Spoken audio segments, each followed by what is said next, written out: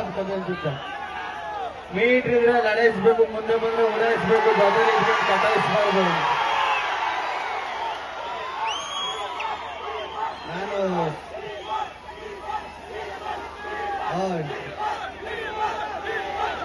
ಹೌದು, ನಾನು D boss ಅಭಿಮಾನಿ. ಸಖತ್ ಖುಷಿ ಆಯ್ತು. ಧೀರಜನ ನಾನು ಮಿಸ್ ಮಾಡ್ಕೊಂಡ್ಬಿಡ್ತಿದ್ದೆ ಇಷ್ಟು ಜನರನ್ನೆಲ್ಲ ನೋಡಿದ. ನೀವು ಏನಾರು ಕರೆದು ನಾನು ಏನಾರು ಬಂದಿಲ್ಲ ಅಂದ್ರೆ ಬರೋಕ್ಕಾಗಿರ್ಲ ಅಂದಿದ್ರೆ ಇಲ್ಲಿಗೆ ಬರೋಕೆ ನೀವು ಒಂದು ಮುಖ್ಯ ಕಾರಣ ಆದ್ರಿ. ಥ್ಯಾಂಕ್ಸ್ ಅಣ್ಣ. ಇಷ್ಟು ದೊಡ್ಡದಾಗಿ ನಾನು ಸೀರಿಯಸ್ ಅಂತ ನಡಿಕೆ ಏನೋ ಸಂತೆ ಹೆಂಗಿರ್ತದೆ, ಸುಮಾರಾಗಿ ಸಿಂಪಲ್ ಆಗಿರ್ತದೆ ಅನ್ಕೊಂಡಿದ್ದೆ. ಇಲ್ಲಿ ಬಂದ್ಮೇಲೆ ಗೊತ್ತಾದದ್ದು ಸೀರೆ ನೇಕಾರರಿಗೆ ಅವ್ರಿಗೆ ಹೆಲ್ಪ್ ಆಗಲಿ, ಸಹಾಯ ಆಗಲಿ ಅಂದ್ಬಿಟ್ಟು ನೀವು ಇಷ್ಟು ದೊಡ್ಡದಾಗಿ ಈ ತರ ಪ್ರೋಗ್ರಾಮ್ ಮಾಡಿರೋದು ಸಖತ್ ಖುಷಿ ಆಯ್ತಣ್ಣ.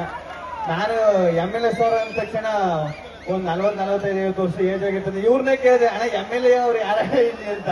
ಆಮೇಲೆ ನಾನೇ ಅಂತ ಹೇಳಿದ್ರು. ಸಖತ್ ಖುಷಿ ಆಯ್ತು ಅಣ್ಣ. ಇಷ್ಟು ನಾವು ನೀವೆಲ್ಲ ಹೆಚ್ಚು ಕಮ್ಮಿ ಒಂದೇ ಇದು.